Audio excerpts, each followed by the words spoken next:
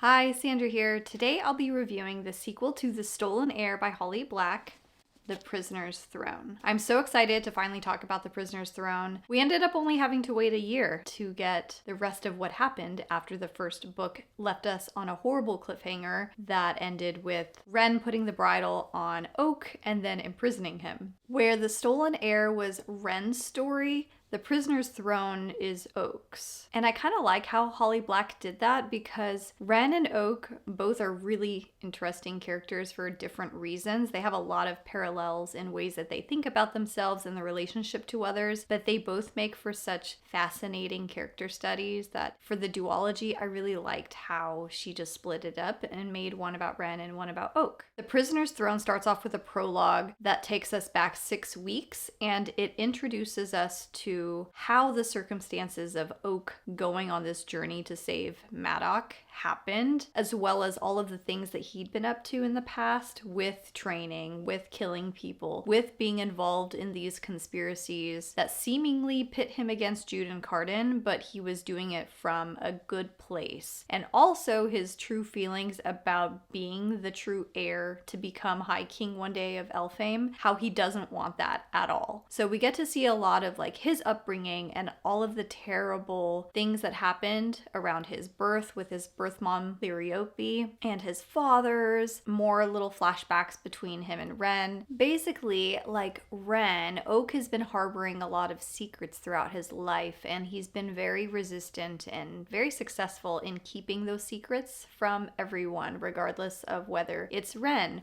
or Jude and Cardan or his mother Oriana. He has a wall up against these people that he's supposed to be close to, and that prevents him from feeling love and feeling like he's, a fully fleshed out person deserving of love. After the prologue, we find that it's been a few weeks since Oak had this bridle put on him by Wren, that she hasn't used the power against him, and that, he's been freezing in these dungeons. He has been desperate to try and get a private audience with Wren, and she just hasn't been willing to see him like that. So there's one night where a charmed mechanical gemstone serpent visits Oak in his prison cell, and he assumes it's from, Jude, his sister. And basically the serpent is like, be ready to escape in 3 days. Oak still very much loves Wren and cares about her, and he's suspicious that the serpent will poison her or something along those lines. So he takes extra measures, destroys the serpent, gets the gemstones out of it. The gemstones he uses as bait for one of the guards, which enables him to steal his cell key. After he makes his escape, rather than leaving the Ice Citadel altogether and going to Elfhame, he instead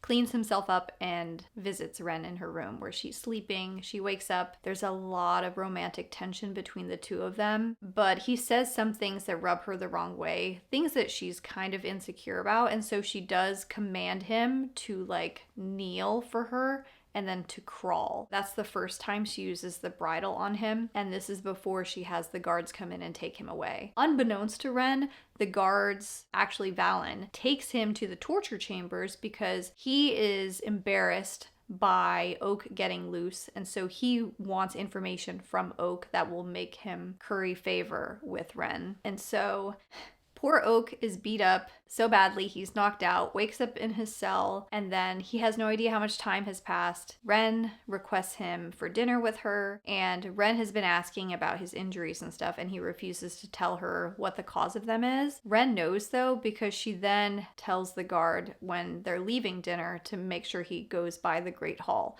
And when they pass the Great Hall, they see Valen's body, throat slit, displayed for anyone to see. So it's heavily implied that Wren killed him herself, but she definitely is responsible for the death. This is the dynamic between Oak and Wren that I really like, is that their love for each other is very brutal and ugly at times, the things that they're willing to do for each other. It's kind of like Jude and Cardan's dynamic, because they have such a love-hate, feisty relationship together. But Wren and Oak, they do have a very sweet, romantic, shy love with one another, but the things that they're willing to do to protect each other are very, very morally gray, or you could just say black. I mean, killing other people is pretty dark. So after Oak is imprisoned again, he then charms a different kind of creature that is looking in on him at the prison and releases her from the oath that she is under. And he then escapes again. He goes to the throne room and sees 3 days must have passed because Jude and Cardan, like members of their party, are there trying to negotiate something, and it looks like a battle is about to break out. And so in order to stop this battle from happening and just immense death on both sides,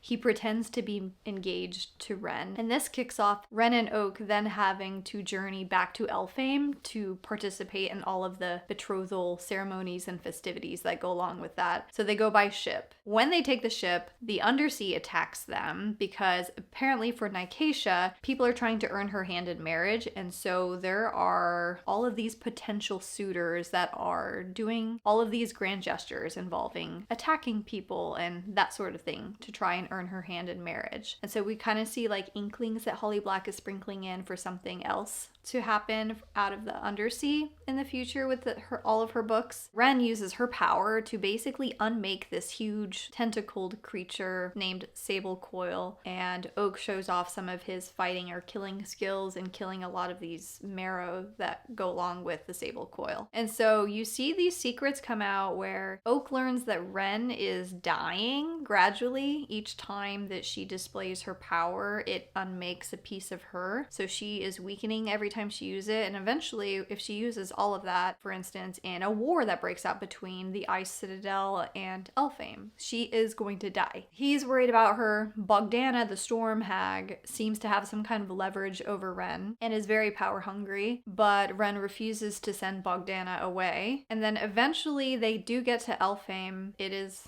not a pleasant family reunion. Jude and Cardan don't like Wren. They're stiff towards Oak because they don't have the best relationship. Oak is trying to convince everyone that the marriage is real, and then meanwhile Wren is like, we should just break off the betrothal. I don't want you, tied down to me. And so we see that Wren, even after the first book, she is still struggling with a lot of the things that she's done and what she is, because in the first book we learn that Wren was not a creature, born. She was created from sticks and bone and pieces of Melith, and so she's struggling to feel human and looks at herself as a monster, and so she's still very much grappling with that in this book. And then meanwhile, Oak is on a very similar journey. Oak is something called a gancanagh, which is a love talker. It is a creature of seduction, so he can seduce anything with the right words, and it can be a very dangerous thing. And so Oak is second guessing everyone's love for him, including his family. He thinks that maybe inadvertently as a child he was using this gancanagh power to convince everyone into caring about him and loving him. So he very much doubts the authenticity of everyone's feelings for him. You just see Wren and Oak be mirror images of each other. I mean, the book is called The Prisoner's Throne, but I think one of the biggest themes is that the actual prison is the fact that everyone is carrying around these secrets that are slowly smothering them to the point of paralyzing them and preventing others from seeing them as they truly are, because they don't feel like people know who they truly are. They don't feel like they're deserving of love, and so they don't accept love from other people, whether it's their family, whether it's romantic love, like between Oak and Wren. And so everybody in this book is holding secrets. One that Oak finds out is that his mother, Liriope, had been poisoned, and he always assumed it was his biological father, Dane, who loved the security of having power more than his own flesh and blood unborn baby that was inside Liriope, Oak. And so Oak learns that Dane wasn't the one that actually poisoned Liriope when she was pregnant. It was one of his closest family, Garrett, the ghost, who is the spy for Jude and Cardan. And so everybody else knew, and they kept that from Oak. And so he is filled with rage and hurt and just feels like he's been betrayed. There's just a lot of backstabbing and secrets and guilt and shame, and that's something that Holly Black is so good at, is with these really tough family dynamics. The families are never perfect. There's always all kinds of conflict. I think one of the quotes that put it really Well, in a family of deceivers, telling the truth out loud where anyone could hear it was a massive transgression. You allowed me to treat him like a friend, and all the while you knew we were spitting on my mother's memory. And then on page 220, we see another example, pretty much sums up how Oak thinks Wren feels toward him. Even those he cared for, he hid from. Maybe that's why Wren can't love him. Maybe that is why it seems so believable that he may have enchanted everyone in his life into caring for him. After all, how can anyone love him when no one really knows him? This one was from Oak's perspective, what Wren must think of herself. And Oak says, his hands aren't clean, but looking at the dead falcon displayed thus, he recognizes that, even without Melith's memories, Wren saw things that were far more terrifying and cruel than anything he witnessed. And perhaps somewhere inside her, she is coming to learn that she can be all the things that once scared her. But the one quote that I absolutely loved and adored between Oak and Wren, page 353, there's a confession, and he says, I know what you think, Oak says, that you're not whom I should want. She ducks her head, a faint flush on her cheek. It's true you inspire no safe daydream of love, he tells her. A nightmare then? She asks with a small, self-deprecating laugh. The kind of love that comes when two people see each other clearly, he says, walking to her. Even if they're scared to believe that's possible. I adore you. I want to play games with you. I want to tell you all the truths I have to give. And if you really think you're a monster, then let's be monsters together. They're just... He's approaching this from a place of equal standing with her, and I'm all about it. Holly Black writes closed-door sex scenes, and the romance is never super overt, but the way that she writes it on page is just so deliciously angsty and so much tension. The buildup is just so good, so perfectly done. It's exquisite. And that's one of the appeals about Holly Black's writing, is you don't have to see everything, but the way that she makes you feel inside for these characters is absolutely everything. Through the course of the book, though, you find out that this leverage that the Storm Hag has on Wren is that she has kidnapped her mortal sister, Bex, and is using her as blackmail. Basically using her as leverage to have Wren use her power how she sees fit, because Bogdana is very power hungry. She sees herself as the first of hags and thinks that she deserves more than what she has. By the end of the book, Oak is trying to rescue Bex for Wren, protect Jude and Cardan still, and put a stop to the Storm Hag. Wren ends up sacrificing herself, though, to take out the Storm Hag Storm, and in doing that,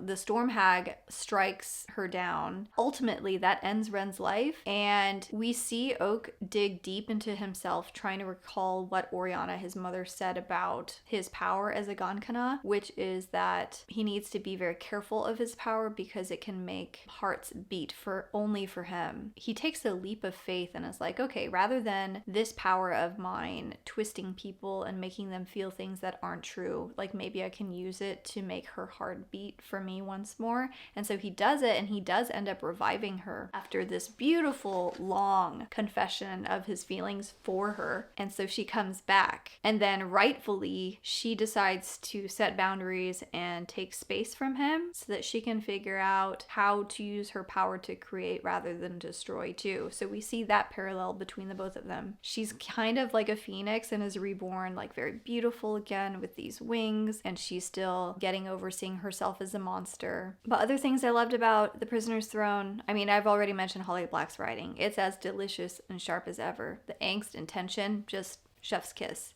And then we got teased a little about this in the first book, but we got so much Jude and Cardan time, like scenes of them together, and it made me realize how long it had been since I read the Cruel Prince trilogy. And so I want to go back and read those again, but I was reminded of different characters and different things that they'd gone through, and so I really loved seeing Jude and Cardan on page together again. It was so satisfying. And speaking of Jude and Cardan, Holly Black set the stage for more books in this world being set in the Undersea with, Cardan admission that he and Jude are going to be traveling to the Undersea for several months to take part in the festivities around Acacia's contest to find a suitor. We're going to have some books set in the Undersea, hopefully more Oak and Wren time, hopefully lots more Jude and Cardan time. Acacia is a character that it took me a while to warm up to her as well. I think I appreciated more after How the King of Elfhame Learned to Hate Stories, that book. I know Holly Black is going to move me over into being Team Acacia Nykaisha as well. She's such an interesting character as well.